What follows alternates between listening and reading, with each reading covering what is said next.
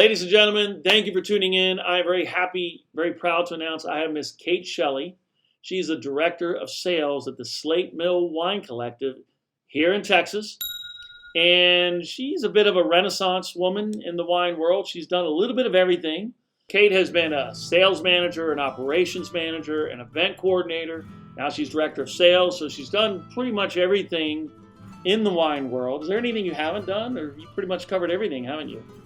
I haven't officially made wine yet. I've helped, but I have not made my own wine yet, which I hope to do here pretty soon. Okay. So again, thank you for joining. And so why don't we start? Please just tell us a bit about the Slate Mill Wine Collective. You know, what you do. I mean, you've got 150 planted acres. You've got 35 different grape varietals. And you've got quite a bit going on there. And if I'm not mistaken, you also do events. All right. So Slate Mill is kind of born. It originally was 1851 vineyards. And the Jones family, who now own it, purchased or took over fully in July of last year. So it's been about a year and a couple months. And they really have a passion for Texas wine and wanted to see that grow. And why we changed the name to Slate Mill Wine Collective instead of just keeping it a single winery. So we are not just a winery, we are also a incubator and a custom crush facility. So what that means is other Texas winemakers can come and use our facilities to make their wine. Yes, we want to see everybody else succeed, and it's hard to do when you're a small producer, or if you're even thinking about getting into wine, it's very expensive to do. So we definitely want to see the Texas wine industry grow through those small producers. We kind of do an a la carte system when it comes to making wine. So a winemaker can come to us who is seasoned and who has made many vintages and just bring their grapes to us and make their wine. Or if there's somebody who's not very experienced, they could have our experts in our winemaking team help them along the way, help them secure grapes, help them make their wine, help teach them the whole process. So we have everything in between from top to bottom, people who are established and people who've never made wine in their lives. So not only do you guys make your own wine, 1851, right? Yeah. But you're also like a support system for other wineries. So it kind of serves not only as support, but it helps you generate more revenue streams, but also helps other companies save cost. Am I right?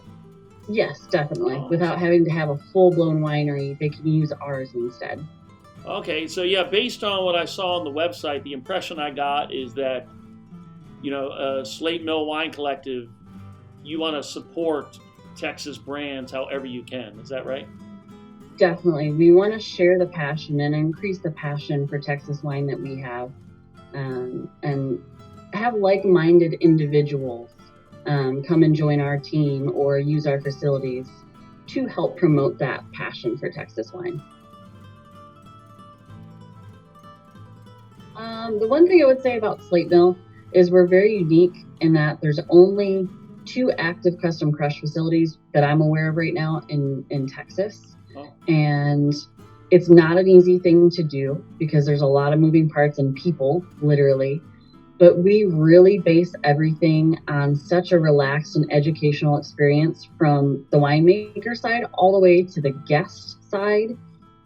So as I mentioned, you can come in and every 2 months we're changing up our menu. So you're not just tasting one brand wine, you have the opportunity to taste up to 5 different brands at the same time. So it gives you a good educational experience about Texas wine as a whole. You're getting to taste a Mourvedre from 2 different winemakers. So you get the experience, you get to know more about Mourvedre itself. Or we're always playing with different varietals and different unique things. We have different soils that we bring out and want people to feel and taste the difference. We have an a Trebbiano that's made both in the high plains and the hill country, so you can taste the difference of the 2 different locations. We have a Viognier that is made in oak barrels or finished in oak barrels, and one that's just stainless steel, so you can taste the difference of what an oak barrel does to the grape itself. So we're always playing with that. That's a huge piece of what we do. And I hope to see it more, But I encourage people to come in not just because they work there, but because you get that education along with it. No, I was going to say we're a full tasting room. So we do pour our house brand 1851 vineyards, but we also pour our custom crush clients as well. Not all of them at the same time because that would be a lot of wine, but we do offer our guests and our wine club members the option to buy and to taste the other brands. So they're not just getting one Texas experience, they're getting a full Texas experience when it comes to wine.